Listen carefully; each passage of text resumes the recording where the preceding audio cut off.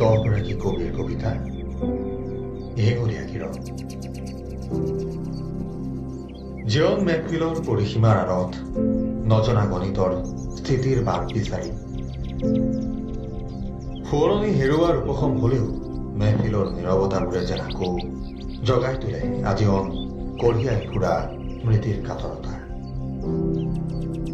অস্তবেলিৰ হেঙুলীয়া কিৰণে আকাশৰ পৰিসীমা বিচাৰি দহি গুঠে ৰঙা আচলৰ ছাঁ। স্মৃতিৰ সুবাস ছটিয়াই শুই পৰা সপোনক জীৱনৰ গণিতত যেন যোগ বিয়োগৰ উপপাদ্যবোৰৰ পুনৰ অনুশীলনৰ মেহফিল পাতে অস্তবেলি হেঙুলীয়া কিৰণে।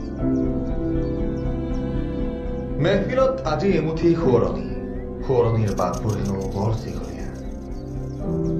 সোঁৱৰণিৰ বাটবোৰ বৰ দীঘলীয়া।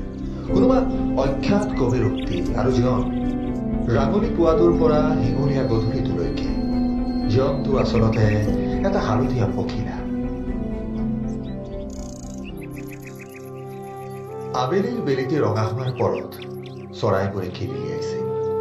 পশ্চিম আকাশত বেলিটিৰ সতে যেন আধা লিখা সপোনবোৰৰো মাৰ যোৱাৰ উপক্ৰম ঘটিছিল। সময়বোৰ স্থবিৰ হৈছিল, আকৌ গণনা আৰম্ভ হৈছিল। 1, 2, 3 আশাবোৰ যেন আকৌ ফুলি উঠিব, জীৱনৰ মেহফিলতাক আকৌ উদযাপন কৰিব। কথাবোৰ তেনেকৈ আৰম্ভ হৈছিল, ইটো সিটো আৰু বহুতো।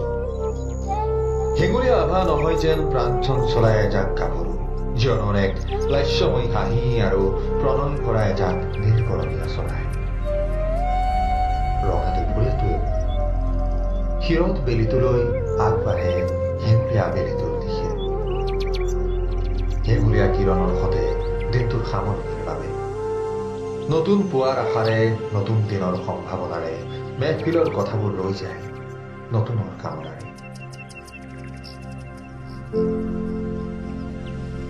কথাবোৰ অব্যক্ত হৈ ৰল আপোন আবেলিটোত, যেন মৰমবোৰে নোকোৱাকৈয়ে বুকুত খুন্দিয়াই থৈ গল। অব্যক্তবোৰ মোৰ প্ৰেম নাছিল কাহানী, সেইবোৰ সাজিল মোৰ প্ৰিয় ঠিক আবেলিবোৰৰ নিচিনাকৈ। ৰাতিৰ নিঃশব্দতাৰ আঁৰ লৈ সপোনবোৰে গোপনে মেহফিল পাতে। সূৰ্যৰ হেঙুলীয়া কিৰণ গাত পেলাই এদিন সিহঁতেও এঙামুৰি লব। উমলিব খোজা নিশাৰ খেতেলিত প্ৰতিবিম্বিত ৰঙৰ ধূলিকণ ৰণাংকণত মত্ত। মৃদু আঙুলিৰ স্পৰ্শৰে চুমিব খোজা সূৰ্যৰ কোঠালিলৈ নিঃশব্দতাৰে আগুৱাই মেহফিলৰ ৰঙীন আভা বুকুতে মেৰিয়াই। জীৱনৰ মেহফিলত সপোনে হাঁহে, আশাবোৰে কিৰিলি পাৰে। হালধীয়া পখিলাটো হৈ জীৱনে অসীমলৈ উৰা মাৰে। প্ৰাতঃকালৰ হেঙুলীয়া আভাসনা মুতলীয়া জীৱনে সন্ধিয়াৰ বুকুত হালধীয়া আন্দোলনৰ আখৰা কৰে। কংক্ৰিটৰ এই দুনিয়াত জীৱন সূৰুজৰ দৰে হওক, জীৱন জিন্দাবাদ হওক।